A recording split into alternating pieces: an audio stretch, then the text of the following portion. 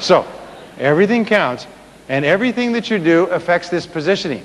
You see, if you have a great positioning so that people think and talk about you in a positive way, then whenever you call them, say, oh, I'll take his call or her call, and I got something I want to talk to you about. Good. And they'll see you more readily. They'll buy from you. Here's a good example. Is there anybody here who has a customer that buys from you without asking the price? I mean, after they've bought from you, they buy again, and they don't ask the price. You have customers like that? They just say, yes, I need some more? Say yes. Well, is it because they don't care about the price? Why is it that they would buy without asking the price a second time? It's because your position is such that the prices that you charge will be the right prices. They will be fair prices. They will be reasonable prices. They will be honest prices. Isn't that true? So they don't need to ask the price. It's like if you go to a restaurant, you don't need to ask, well, how much is every single, bit of fried rice? How much do I get? So in other words, once they trust you, and this brings us to the relationship selling model, and we say that there's two models of selling. There's the old model of selling, which is how I was brought up, and then there's the new model of selling. Now, the old model of selling had 4 parts. The 4 parts. The first part of the old model of selling was establishing rapport. We're talking about, but it was very quick. Hi, how are you? And immediately start talking about your product or service. There are still a lot of salespeople who sell like this. They don't take any time to get to know and understand the customer. The second 20% of the old model was qualifying. We'd find out if they had, how much money they had before we would spend any time with them. The third part of the old model, 30%, was presenting. And this is where you used every trick possible to talk them out of the money you determined that they had in stage number 2. And the last 40% of the old model of selling was closing, and all the emphasis was on closing the customer to get them to buy. In the 70s, the market began to shift. As people became smarter, better educated, as the market became more competitive, the market shifted and it went through a transition to the new model of selling. Now, the new model of selling has 4 parts as well. The first 40% of the new model of selling is building trust. Now, we call this the relationship selling model. And if you can build enough trust, everything else will take care of itself. If you can't, nothing else will work, not even low prices. You know and I know that building trust is the key to all relationships. The most important people in your life are the people you trust. The most important people in your work life, family life. The most important part of relationships is to be able to trust people. Absolutely. And so trust is what starts a relationship. So the way that you build trust in sales is you ask questions about people's needs. Now, the interesting thing is, the more you ask questions about what the person really needs, what they are doing now, how it's working, and listen to the answers, the more they trust you. And the more they trust you, the more they give you information about what they need. And the more they give you information and the more you listen, the more they trust you. And eventually the customer will reach a point where they feel so comfortable with you that they will tell you everything that you need to know to help them, or to tell them that this is not a good product for them. They know that you will never sell them something that they don't need. You're a professional. So when you ask questions about their needs, you position yourself as a consultant. When you listen closely to the answers, you tell them that you really care for them. So you simultaneously build the 2 parts of the golden triangle, relationship selling and consultative selling. The third part of the new model of selling, this is 30, identifying needs is 30%. The third part, 20%, is presenting. And presenting is where you show the prospect exactly how your product or service will satisfy the person's needs. You show them how. And what we have found by watching the thousands of videotapes is that top salespeople have the ability to match products and services much better than average salespeople. In other words, when they sell, they only talk about what the customer has said is important. They don't talk about everything. They don't talk about everything they like. They listen carefully to what the prospect has said, and then they say, well, based on what you've said, our product or service will do this. Have you ever had an experience where you've gone to a store and the person said, can I help you?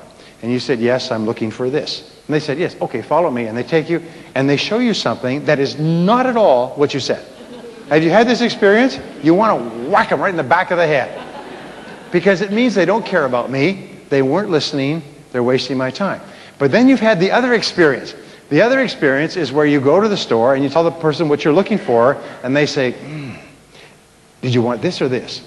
Well, this. I think we've got something. Come with me. And they take you, and there it is, and it's exactly what you described. The sale has been made, hasn't it? I mean, you've literally decided to buy because they've matched so closely what you said. So here's a rule in psychology. It is that people don't argue with their own information. They will argue with your information, but they won't argue with their own information. So therefore, if you show them that this is what they said and your product or service is exactly what they said, the sale has almost been made. Because people have, it has been identified in psychology as what is called consistency. Human beings have an intense inner desire to remain consistent with what they said. Have you ever had your kids say, Daddy, you said? But you just said, but remember you said? Have you ever heard this? You don't remember saying it, but you feel compelled to do whatever it was because they told you that you said it. When a person says, this is what we need, this is what we want, this is our problems, and you say, well, our product will do this and it will do that and we'll solve that problem, people try to remain consistent with what they said. They don't argue with their own information. So therefore, really good salespeople make sure that their presentation fits like a hand in a glove into what the customer says they want. Oh, damn, this is good. All right. The last part, the last 10%, is confirming. Does this make sense to you? Do you like this? Is this what you're looking for? Until the customer says, yes, that makes sense, and then you can go on to close the sale. Now, let me give you the simplest of all closing techniques. It's called the invitational close, is where you simply say, well, if you like it, why don't you give it a try? Why don't you take it? Why don't you buy it? Or if you're selling services, say, well, if this makes sense to you, why don't you give us a try? The invitational close, why don't you give it a try, is a simple, powerful closing technique, one of the most powerful ever developed for a customer who's reached the end of the sales presentation. Do you like this so far? Yes, well, why don't you take it? I was speaking to a salesman in New York last week. He said, you know, that doubled my income. He said, it's my favorite closing technique. And he's a very successful guy, and double his income is a lot of money. He said, I'll double it again next year. He said, every single time I talk to a prospect, I present it, I ask any questions, I say, you have any questions? The person says, no. He says, why don't you take it? He said, it's amazing. They say, okay. So always, at the end of a sales conversation, invite the person to buy. Even if they say, well, I don't know, I'm not sure, let me think it over. You say, look, why don't you just take it? Okay. It's the most amazing darn thing. Look, you need it. You're going to get it sooner or later. This is a good price. We stand behind it. Why don't you just take it? Okay. It solves a problem. Remember, a product or service that a person needs solves the problem if you can sell it to them. Why don't you give it a try? Even if they're taking you by the neck and throwing you out into the street, say, why don't you take it? And often they say, oh, bring them back. We'll take it. You know. So always, never leave a sales conversation. I used to come to the end of a sales talk, and I would be very enthused, and I've got the appointment, I've made the presentation, everything else, and then I say, well, what do you think? You ever done that? Well, what do you think? The person says, well, I think I'd like to think it over. Which means goodbye forever. We'll never meet again. Okay, so this is the new model, and the new model is the relationship selling model, and here's the rule. Listening builds trust. Listening builds trust. And trust is the key to sales success in the 21st century. Your job is to build one trust relationship after another. Because even if they don't buy from you today, if the trust relationship has been established and you keep in touch with them, remember, salespeople, top salespeople are optimists. They make more calls, they call back more often. It may be the person can't buy today, but they will buy next week, next month. Trust is the critical factor. I got a ride to the airport by this salesman in Atlanta, Georgia, and brand new Mercedes. And he was taking me to the airport, and he said, how do you like my car? I said, it's beautiful. And he said, you want to know how I got it? I said, sure. He said, well, I listened to your material year after year, especially that part about persistence, and continuing to call back. I called on this major Fortune 500 company, and we sell telecommunication services, wireless, telephone, fiber optics, satellite communications, and this is a major company. This company is spending $3 million a year on our services with our competitor. So I called on him and I made a presentation. And he said, we really liked it, looks good. He said, but you know, we've been with this other company for many years and we're quite happy with this other company. We really don't need your services. I mean, I really enjoy looking at this. I like to keep informed about what's going on in the industry, but we're going to stay with our existing supplier. He said, well, that's fine. He said, but I'd like to keep in touch with you and keep you informed on what's going on in this industry because there's so many changes taking place that you should know what's going on. He said, well, that's fine. I like to keep informed. He said, if you want to keep in touch with me, that's fine. He said, but we're not changing. We're happy with our existing supplier. So he, once a month, would call back on this major decision maker. And he would bring in new information. And they would have a cup of coffee, spend 15, 20 minutes. And he'd say, is there anything I can do to help you? He said, no, we're fine. Everything's going fine. About 6 months after this started, going every month, he said, Bill, he said, you know, I really appreciate you dropping in each month and keeping me informed and everything else. He said, but, you know, we're really happy with the people we're dealing with. How long are you going to continue calling back on me? He said, until one of us dies. So, he said, you're really serious, aren't you? He said, yes, I am. He said, because this industry is changing so rapidly that there will come a time where we will have something that nobody else will have. We will be able to service you better than your existing supplier. He said, well, you know, if you're willing to spend the time, you go ahead. He called on them every month for a whole year. At the end of the year, their existing supplier put in a rate increase and didn't tell anybody. And in the United States, if you put in a rate increase, all you have to do is publish it somewhere in some newspaper. Nobody has to see it. But then you can say, you see, you published it, it was public. And the next year it was a 22% rate increase. He saw it on the bill. The first time he saw it, it came up on the bill. It made him so mad, he called him in. He said, come in, we're going to give you the whole account. He said his commission for the first sale, the first year, was $186,000. US. And he said he bought a brand new Mercedes with it. So, until one of us dies. All right, listening builds trust. But the key is, once you've built the trust, keep the plate spinning. Just keep the relationship going. Remember, things are changing. Sometimes the biggest sale you'll make will take a year or 2 years before it comes together, and it'll be so big. I had one gentleman make one sale as a result of using some of these principles. He said he made one sale that was 68% of his entire year's quota in one sale, because it was solely based on building trust and maintaining that trust. So here are the 4 keys to listening. Number 1, listen attentively. Listen closely. Listen without interrupting. This is what tells the person that you care about them. Listen attentively. Lean forward. Nod. Smile. Pay close attention. And don't interrupt. Just listening closely to people causes them to feel better about themselves and like you more, and they like themselves more. Number 2 is pause before replying. Just pause. Allow for silence. Don't feel that you have to jump in. Just say, nod, smile, That's an interesting point. And number 3 is question. We say question for clarification. And the very best question you'll ever learn in selling, and I've had many people say that this one question has been worth everything to them, is the question, how do you mean? How do you mean? We can't afford it. How do you mean? Business is bad. How do you mean? We're happy with our existing supplier. How do you mean? We're not in the market right now. How do you mean? I don't like you. I don't like your company. I don't like your industry. And quite frankly, I'm not interested in doing business with you. How do you mean exactly? Here's the point. How do you mean is a control question. But it's also an invisible control question. An invisible control question is one that you can ask over and over again, and the person will always answer it. And they will always expand on what they said. You say, we can't afford it. How do you mean? Well, our business has been a bit slow lately. Well, how do you mean exactly? Well, we're down from the third quarter sales. Well, how do you mean? Well, we expected our sales to be this in the third quarter. In other words, every time you say, how do you mean, it opens up. But it's invisible because the question is never heard, only the answer. And as they give you the answer, very often you can see an opportunity to make the sale. You can see an opportunity to answer the objection and make the sale. So keep asking, how do you mean?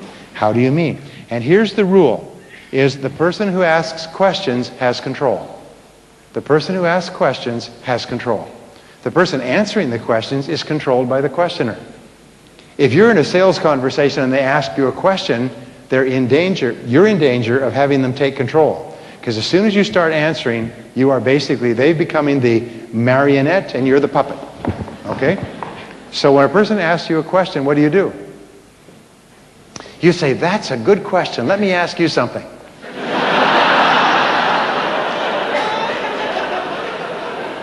And you ask your own question and take control. That's a good question, but let me ask you something. How do you mean exactly? Or what are you doing in this area? Or how is that working for you? Or when would you be thinking of making a decision if you found exactly what you were looking for? It doesn't matter what your question is, take control. The person who asks questions has control. By the way, I'm speaking primarily to the men here because the women all know this. Women are brilliant at controlling conversations with questions. Oh, they're so dangerous.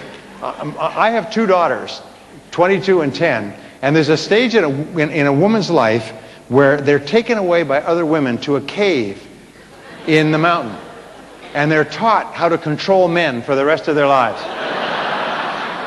And ever after, they can control you with words and questions. For instance, you ask them something, they say nothing. They know that if they answer, you've taken control, so they won't respond. It's very unnerving for men. Now, they also, if you get into an argument with them, they fight back with. You saw a crouching tiger fight with a sword. They fight back with questions. And by the time you're finished, you were in the right when you started, and you're in the wrong now. Women know that they can control a little 100-pound woman can control a 200-pound man with questions. They can control him with questions so powerfully. They can control him with one-word questions. Oh? They can control him with nonverbal questions. He's across a crowded room talking to another woman, and she goes. It's like an icicle through the heart. So, the person who asks questions has what? Has control. So it's really important. And when you ask questions, you get a chance to listen. And listening builds trust. And trust is the key to effective selling. Are you with me so far? So therefore, the last part of questioning is feed it back. Feed it back in your own words. Just say, let me make sure I understand what you're saying. This is what consultants do. Instead of jumping in and responding, say, let me make sure I understand what you just said. This is what you're doing now. These are your plans for the next couple of years. These are your concerns, and this is what you're looking for. The very fact that you feed it back exactly the way they said it causes them to suddenly see you totally differently. They trust you completely. And if you feed it back accurately, they assume you have the proper solution. They are 80-90% sold by the very fact that you fed it back to them accurately what they said. It's like if you go into a store and you say, I'm looking for this. And you say, you're looking for this and this and this? You say, yeah, good, I think we have that. You go and buy it because they were able to feed it back so accurately. So relationship selling, consultative selling means to focus on the customer's needs. Keep asking the customer about what he or she is doing. How is it working? There's a direct relationship between questions and sales success. The more questions you ask, the more likely it is you'll make the sale. And the person who asks questions has control. And when you ask questions, you get a chance to listen. And listening builds trust. So these are the critical parts of psychological selling. Now here's the final point. Is the great uneasiness that we have in selling is because of the fear of failure and the fear of rejection. It's fear of rejection more than anything else that holds salespeople back. Fear of being told, no, I'm not interested, I don't want it, and so on. However, when you position yourself as a relationship builder, when you position yourself as a consultant, when you position yourself as a teacher, and you focus on asking questions and listening closely to the answers, and then helping customers get what they want with what you sell, all the stress goes out of the sales conversation, both for you and for the customer. And selling becomes a joyous thing. You become happy about it. And if you then make a decision, I'm not going to spend any time with difficult people. I'm not going to spend any more time with them. I'm going to introduce them to each other and let them go off and ruin each other's lives. If you make a decision that from now on you're going to spend time with people that you like and you're going to treat them well and you're going to ask them good questions and listen carefully to the answers and try to help them get more products and services and buy your products and services, and if business is slow, you're just going to work a little bit harder and you're going to start a little bit earlier and work a little bit harder and stay a little bit later. And if you make that decision and you make the decision that you're going to be in the top 10% in your field and you work at it every day, and the only question you ask is what?